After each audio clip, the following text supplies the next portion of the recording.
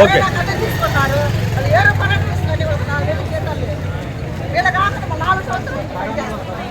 అప్పుడప్పుడు పెట్టే వాళ్ళు తీసుకున్నారు సార్. అప్పుడు వందమంది పెట్టారు. అందుకే వాళ్ళ జీతాలు వాళ్ళ వాళ్ళ జీతాలు నెలలు ఇవ్వడం లాస్ట్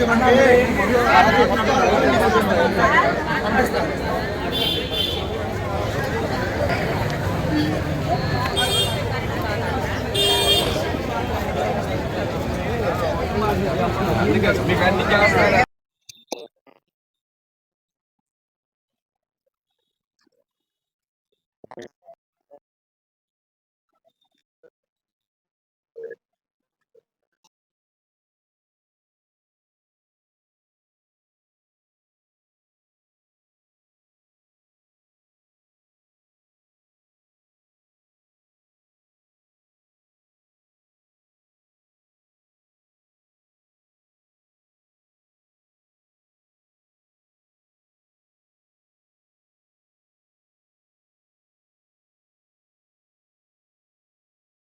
కూడా లేకపోవడం ఒక దుర్మార్గమైన విషయం.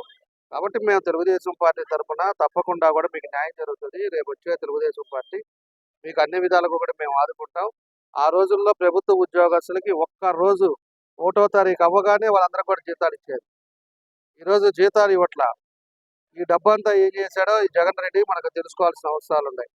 ఈరోజు మొత్తం కూడా ఎంత తీసుకొచ్చారో, పెన్షన్ ఆయన 3000 అన్నాడు, ఇప్పుడు ఇచ్చాడు. అంతకు ముందు నుంచి కూడా పెన్షన్లు కూడా ఇవ్వాలి. పెన్షన్లు చాలా మంది తీసాడు, రేషన్లు తీసేశాడు. ఈరోజు కరెంటు 8 రెట్లు 8 టైమ్స్ పెంచాడు.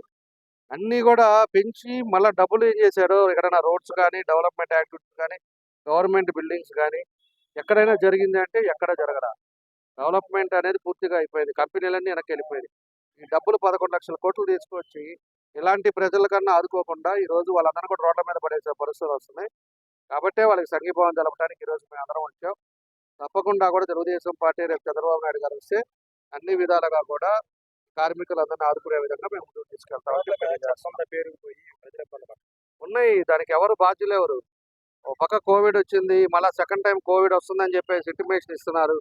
చెత్త అంతా ఎక్కడ పడితే అక్కడ ఆగింది. ఫాగింగ్ మిషన్స్ పనిచేయవు, అవన్నీ తీసుకెళ్ళి లోపల పడేశారు. దోమలు విపరీతంగా ఉన్నాయి. ఎన్ని ఇబ్బందులు సమస్యలు ఉన్నాయి. కాలువలు వర్షం వస్తుందంటే కాలువలు తీసేవాడే లేడు, ఎవడు కూడా దీన్ని పట్టించుకునే వాళ్ళే లేరు. ఒక సిస్టమ్ అనేది అడ్మినిస్ట్రేషన్లో పూర్తిగా నాశనం అయిపోయింది. మీరు మార్పు రావాలి అంటే ప్రభుత్వం మారాలి. ప్రభుత్వం వచ్చి చంద్రబాబు నాయుడు గారి సమర్థవంతుడు వస్తేనే ఈరోజు రాష్ట్రం బాగుపడుతుందని చెప్పి తెలియదు.